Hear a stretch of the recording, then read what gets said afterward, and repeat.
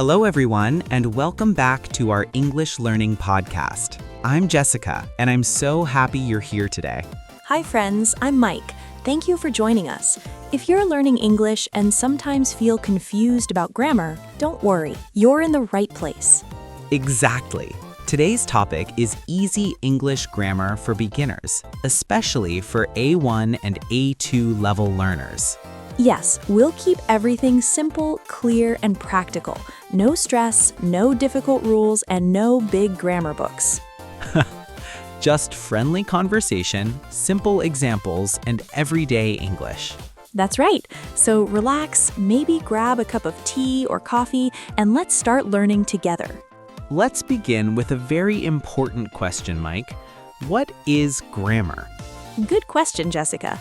Grammar is simply the way we put words together to make correct sentences. Yes, grammar helps us speak clearly so people can understand us. And the good news is, you don't need perfect grammar to start speaking English. Exactly. Many beginners think, I must learn all grammar first, then I can speak. But that's not true. Not true at all. You can start speaking with simple grammar and you'll improve step by step. Today, we'll talk about some basic grammar topics that you use every day. And we'll explain them with easy examples so you can understand and remember them. Let's start with sentences. Every English sentence usually has two main parts, a subject and a verb. Right. The subject is who or what we are talking about. And the verb is the action or the state. For example, I eat. I is the subject and eat is the verb. Simple and clear. Another example, she works. She is the subject and works is the verb. Many beginners ask, do I always need a subject? In English, yes, almost every sentence needs a subject. Even short sentences like, it's raining. Yes, it is the subject, even though it doesn't mean a real thing. Now let's talk about pronouns because we use them all the time. Pronouns are small words, but they are very important. Pronouns replace names or nouns. For example, instead of saying Jessica is happy, you can say she is happy. Right. Common subject pronouns are I, you, he, she, it, we, and they. Let's say them slowly so learners can repeat. I, You, he, she, it, we.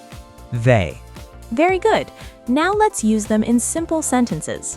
I am learning English. You are my friend. He is a teacher. She is a student. It is cold today. We are happy. They are busy. Perfect. Now let's move to a very important verb, to be. Yes, the verb to be is everywhere in English. At A1 and A2 level, you mainly use am, is, and are. We use am with I. For example, I am tired. We use is with he, she, and it. He is tall. She is kind. It is easy. We use are with you, we, and they. You are welcome.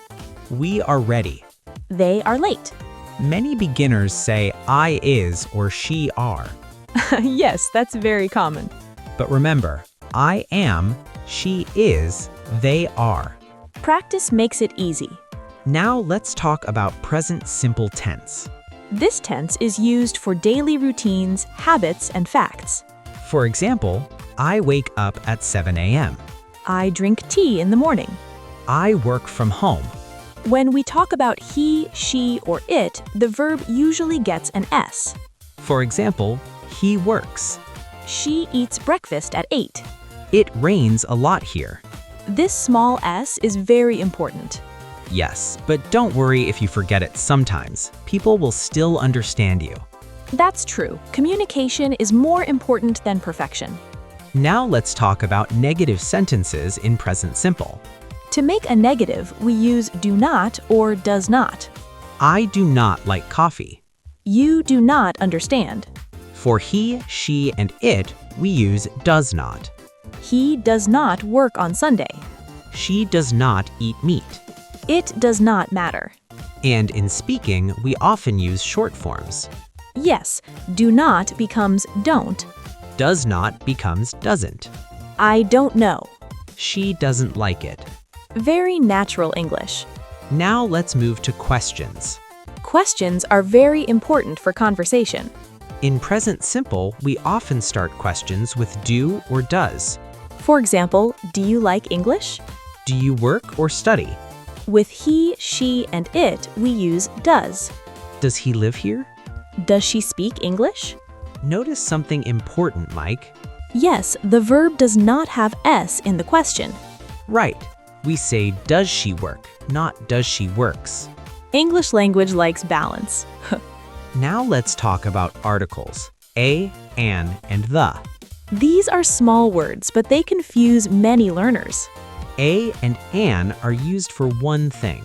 We use A before words that start with a consonant sound. A book. A car. We use an before words that start with a vowel sound. An apple. An hour. Yes, hour starts with a vowel sound. Good example. The is used for something specific. The sun. The teacher in my class. Don't worry if you make mistakes with articles. Even advanced learners do. That's very true. Now let's talk about prepositions like in, on, and at. These words tell us about place and time. For place, we say in a room, On the table. at the door, For time, we say in the morning. on Monday. At 5 o'clock. Simple patterns, but very useful. Let's practice with examples. I wake up at 6. I work on Monday. I relax in the evening. Great job. Now let's talk about countable and uncountable nouns, but very simply. Countable nouns are things we can count. 1 apple, 2 apples. 1 book, 3 books. Uncountable nouns are things we cannot count easily.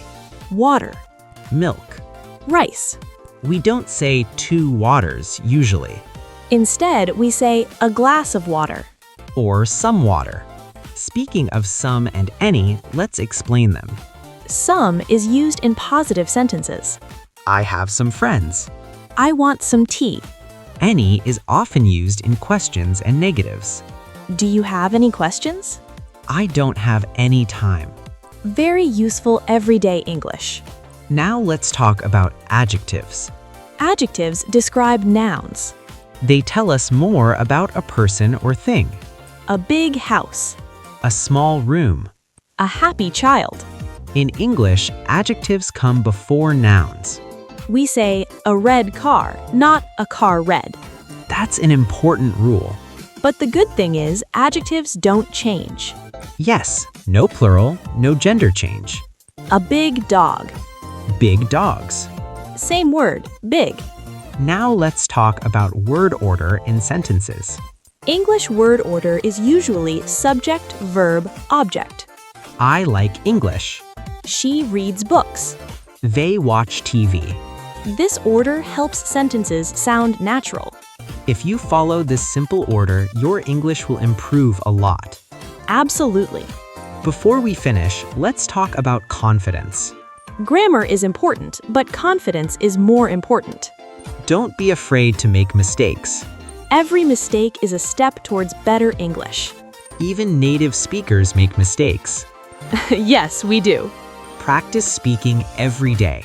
Speak to yourself, speak to friends, or speak with us through this podcast. Listen again and again. Repeat sentences out loud. And most importantly, enjoy the process. Learning English should be fun, not stressful. Thank you so much for listening today. We hope this episode helped you understand English grammar more easily. If you liked this podcast, keep learning with us. And remember, you are doing great. If you enjoy, don't forget to like, share, and subscribe. See you in the next episode. Bye-bye, everyone. Happy learning!